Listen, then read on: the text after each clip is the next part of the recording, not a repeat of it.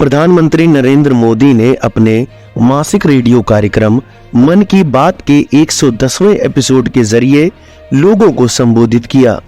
इस दौरान प्रधानमंत्री ने 3 लोगों से फोन पर बात भी की और विभिन्न सरकारी योजनाओं के संबंध में उनके अनुभवों को जाना। पीएम मोदी ने प्राकृतिक खेती के महत्व को रेखांकित करते हुए कहा कि केमिकल से हमारी धरती माँ को जो पीड़ा हो रही है उसे बचाने में मातृ संस्था का बड़ा योगदान है। उन्होंने कहा कि देश के कोने कोने में महिलाएं अब प्राकृतिक खेती को विस्तार दे रही हैं। प्रधानमंत्री ने कहा कि वह अगले 3 महीने तक अब मन की बात कार्यक्रम को नहीं कर पाएंगे।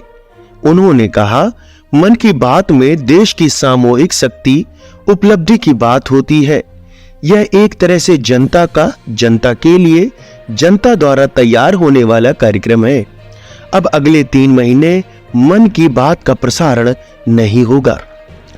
पीएम मोदी ने कहा, देश में लोकसभा चुनाव का माहौल है और जैसा कि पिछली बार हुआ था, संभावना है कि मार्च के महीने में आचार संहिता भी लग जाएगी। ये मन की बात की बहुत बड़ी सफलता है कि बीते 110 एपिसोड में हमने इसे सरकार की परछाई से भी दूर रखा है। मन की बात में देश की सामूहिक शक्ति की बात होती है, देश की उपलब्धि की बात होती है। ये एक तरह से जनता का, जनता के लिए, जनता द्वारा तैयार होने वाला कार्यक्रम है। लेकिन फिर भी राजनीतिक मर्यादा का पालन करते हुए लोकसभा चुनाव के इन दिनों में अब अगले 3 महीने मन की बात का प्रसारण नहीं होगा। अब जब आपसे मन की बात में संवाद होगा तो वो मन की बात का 111वां एपिसोड होगा। अगली बार मन की बात की शुरुआत 111 के शुभ अंक से हो तो इससे अच्छा और क्या होगा। इस दौरान पीएम मोदी ने जल संरक्षण का भी जिक्र किया और बताया कि कैसे रेन वाटर हार्वेस्टिंग से पानी बचाया जा सकता है।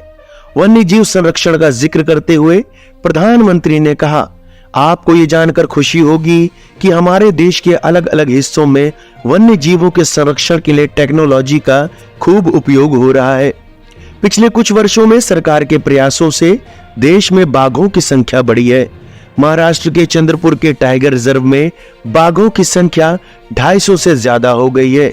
चंद्रपुर जिले में इंसान और बाघों के संघर्ष को कम करने के लिए AI की मदद ली जा रही है।